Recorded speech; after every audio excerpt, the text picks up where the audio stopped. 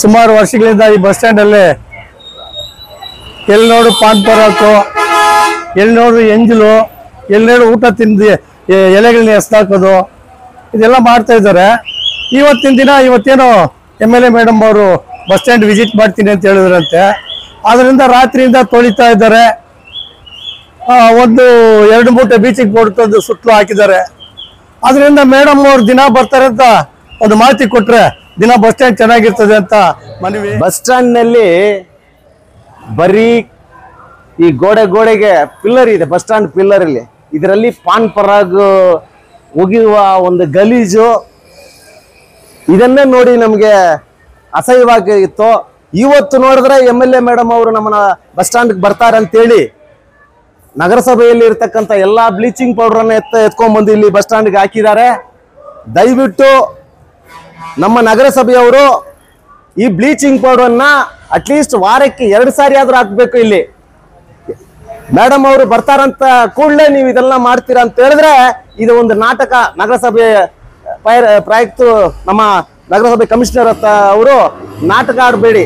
ದಯವಿಟ್ಟು ಮೇಡಮ್ ಅವರು ಬರುವ ದಿನ ಹಾಕ್ತಿರಿ, ಮತ್ತೆ ಅವ್ರು ಹೋದ್ಮೇಲೆ ಬಿಟ್ಬಿಡ್ತೀರಿ. ಇದು ವಾರಕ್ಕೆ 2 ಸಾರಿ ಈ ಬಸ್ ಸ್ಟ್ಯಾಂಡ್ ಅಲ್ಲಿ ಎಲ್ಲಾ ಹಳ್ಳಿಗಳಿಂದ ಎಲ್ಲ ತಾಲೂಕಿಂದ ಬರ್ತಕ್ಕಂಥ ಹೃದಯ ಭಾಗವಾಗಿರ್ತಕ್ಕಂಥ ಈ ಬಸ್ ಸ್ಟ್ಯಾಂಡ್ ಅಲ್ಲಿ ಸ್ವಚ್ಛ ಅತಿ ಮುಖ್ಯ, ನಮಗೆ ಅವಶ್ಯಕತೆ ಇದೆ. ಹಂಗಾಗಿ ಈ ಬ್ಲೀಚಿಂಗ್ ಪೌಡರ್ ಹೋರಾಟ ವಾರಕ್ಕೆ 2 ಸಾರಿ ಮಾಡಬೇಕು. ತಾವು ಒಂದಿನ 2 ದಿನ ಮಾಡಬಾರ್ದು. ದಯವಿಟ್ಟು ಆಯುಕ್ತರಿಗೆ ಹೇಳ್ತೀನಿ, ಬ್ಲೀಚಿಂಗ್ ಪೌಡರ್ ಹೋರಾಟ ವಾರಕ್ಕೆ 2 ಸಾರಿ ನಗರಸಭೆ ವತಿಯಿಂದ ನಮ್ಮ ಬಸ್ ಸ್ಟ್ಯಾಂಡ್ಗೆ ಮಾಡ್ಬೇಕಂತೇಳಿ ನನ್ನ ಮನೆ.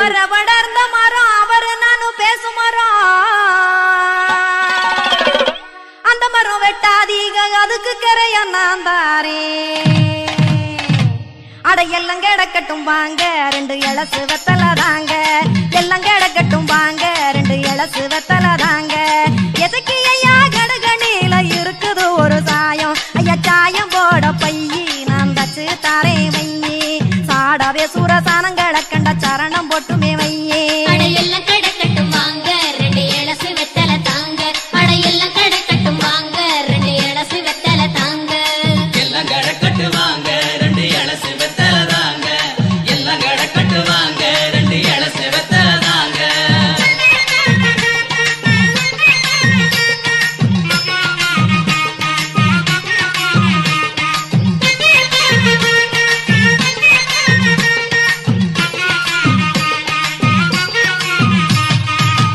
ஆசை உறவகுமா, ஆதரவு சொரவுமா,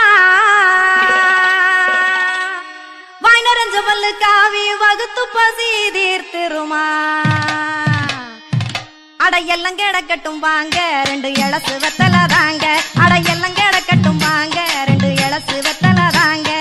எதுக்கு ஐயா கடகண்ணில இருக்குது ஒரு சாயம், ஐயா சாயம் போட பையி நான் தச்சு தாரே வையி.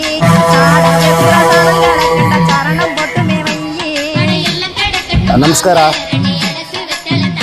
JB ಆತ್ಮೀಯ ಬಂಧುಗಳೇ, ಇವತ್ತೇನೋ ನಮ್ಮ KGF ಬಸ್ಸು ಬಸ್ ಸ್ಟ್ಯಾಂಡ್ ಅಲ್ಲಿ ನೋಡಿದಾಗ ತುಂಬಾ ನೀಟಾಗಿ ಏನು ಬ್ಲೀಚಿಂಗ್ ಪೌಡರ್ ಎಲ್ಲ ಹಾಕಿ ತುಂಬಾ ಸ್ವಚ್ಛ ಮಾಡಿ ಇಟ್ಟಿದ್ದಾರೆ. ಇದಕ್ಕೆ ಕಾರಣ ನಾನು ವಿಚಾರಿಸಿದಾಗ ಇವತ್ತಿನ ದಿನ ಏನೋ DC ಸಾಹೇಬರು ಮತ್ತೆ MLA ಮೇಡಮ್ ಅವರು ಈ ಬಸ್ ಸ್ಟ್ಯಾಂಡ್ಗೆ ಬರ್ತಕ್ಕಂಥ ಸಾಧ್ಯತೆಗಳಿದೆ ಅಂತೇಳಿ ನನಗೆ ಗೊತ್ತಾಯಿತು. ಇದು ಇದೇ ರೀತಿ ದಿನ ಇದ್ರೆ ಇಲ್ಲಿ ಚೆನ್ನಾಗಿರ್ತಾ ಇತ್ತು. ಇದೇ ರೀತಿ ಈ ಬಸ್ ಸ್ಟ್ಯಾಂಡ್ ಅನ್ನ ಹಂಗೆ ಮೇಂಟೈನ್ ಮಾಡಿದ್ರೆ ತುಂಬಾ ಚೆನ್ನಾಗಿರ್ತಾ ಇತ್ತು. ಬೆಳಗಿಂದ ನೋಡಿದಾಗ ನಾನು ಸುಮಾರು ಒಂದು 8-10 ವಾಟರ್ ಟ್ಯಾಂಕ್ಗಳನ್ನ ತರಿಸಿ ಇಲ್ಲಿ ಕ್ಲೀನ್ ಮಾಡ್ತಕ್ಕಂಥ ಒಂದು ದೃಶ್ಯವನ್ನ ನೋಡಿದೆ. ತುಂಬಾ ಖುಷಿ ಆಯ್ತು. ಆದ್ರೆ ಇದು ಇವತ್ತು ಒಂದಿನ ಮಾತ್ರ ಈ ತರ ಇರಬಾರ್ದು. ದಿನನಿತ್ಯ ಇದೇ ತರ ನೀಟಾಗಿದ್ರೆ ಇಲ್ಲಿ ಬರ್ತಕ್ಕಂಥ ಜನರಿಗೆ ಒಳ್ಳೆ ಒಂದು ಉದಾಹರಣೆ ಆಗಿರ್ತದೆ ಬೇರೆ ಊರಿನವ್ರಿಗೆ. ಸೊ ಹಂಗಾಗಿ ಈ ಬಸ್ ಸ್ಟ್ಯಾಂಡ್ ಅನ್ನ ಸ್ವಚ್ಛವಾಗಿ ಇಟ್ಕೋಬೇಕು, ನೀಟಾಗಿ ಇಟ್ಕೋಬೇಕು ಅಂತಕ್ಕಂಥದ್ದು ಎಲ್ಲರ ಆಸೆ ಕೂಡ. ಇದು ಏನೋ ಅಧಿಕಾರಿಗಳು ಬರ್ತಾರೆ, ಮೇಡಮ್ ಅವರು ಬರ್ತಾರೆ ಅಂತಕ್ಕಂಥ ಒಂದು ಕಾರಣವನ್ನು ಇಟ್ಟು ರಾತ್ರಿಯಿಂದ ನೋಡ್ತಾ ಇದ್ದೀನಿ. ಬೆಳಗ್ಗೆ ಇಡೀ ನಗರಸಭೆ ಸಿಬ್ಬಂದಿಗಳೆಲ್ಲ ಕೂಡ ಇಲ್ಲೇ ಬಂದು ಕೆಲಸಗಳನ್ನ ಮಾಡ್ತಾ ಇದ್ದಾರೆ. ಆದ್ರೆ ಇದ್ರ ಜೊತೆಗೆ ನಮ್ಮ ನಗರಸಭೆಗೆ ಸೇರಿದ ಹಲವಾರು ಕಟ್ಟಡಗಳು, ಸುಮಾರು ಒಂದು 40-50 ಅಂಗಡಿಗಳನ್ನ ಲಕ್ಷಾಂತರ ಕೋಟ್ಯಾಂತರ ರೂಪಾಯಿ ಖರ್ಚು ಮಾಡಿ ಕಟ್ಟಿರ್ತಕ್ಕಂಥ ಒಂದು ಬಿಲ್ಡಿಂಗ್ ಶಾಪಿಂಗ್ ಕಾಂಪ್ಲೆಕ್ಸ್ ಅನ್ನ ಓಪನ್ ಮಾಡದೆ ಅದು ತುಂಬಾ ಗಲೀಜಾಗಿ ಅಲ್ಲಿ ಅಸಹ್ಯ ಕೆಲಸಗಳೆಲ್ಲ ನಡೀತದೆ. ಬರೀ ನಾಯಿಗಳು ಕುಡುಕರ ಒಂದು ಸ್ಥಳವಾಗಿ ಅದು ಕಾಣ್ತಾ ಇದೆ. ಅದರನ್ನ ಕೂಡ ನಮ್ಮ ನಗರಸಭೆ ಮತ್ತು ನಮ್ಮ ಶಾಸಕರು ಅದ್ರ ಮೇಲೆ ಕಾಳಜಿಯನ್ನು ವಹಿಸಿ ಅದನ್ನ ಕೂಡ ಇದೇ ತರ ಸ್ವಚ್ಛ ಮಾಡಿ ಅದನ್ನ ಟೆಂಡರ್ ಬಿಟ್ಟು ಇಲ್ಲಿರ್ತಕ್ಕಂಥ ವ್ಯಾಪಾರಿಗಳಿಗೆ, ಈ KGF ಜನರಿಗೆ ಅನುಕೂಲ ಮಾಡಿಕೊಡ್ಬೇಕಂತೇಳಿ ಈ ಸಂದರ್ಭದಲ್ಲಿ ಹೇಳ್ತಾ, ಇನ್ನು ಮೇಲೆ ಇದೇ ತರ ನಮ್ಮ ಬಸ್ ನಿಲ್ದಾಣವನ್ನ ನೀಟಾಗಿಟ್ಟು ಈ KGF ಒಂದು ಮಾದರಿಯಾದ ಸಿಟಿ, ಮಾದರಿಯಾದ ಬಸ್ ಸ್ಟ್ಯಾಂಡ್ ಆಗಿ ಮಾಡಬೇಕು. ಇದು ಏನೋ ಒಂದಿನ ಕೆಲಸವಾಗಿ ಇರಬಾರ್ದಂತೇಳಿ ನನ್ನ ಮನವಿ. ದಯವಿಟ್ಟು ನಮ್ಮ ನಗರಸಭೆಯವರು, ನಗರಸಭೆಯ ಆಯುಕ್ತರು ಮಾರ್ಕೆಟ್ ಎದುರುಗಡೆ ಇರ್ತಕ್ಕಂಥ ಅಂಗಡಿ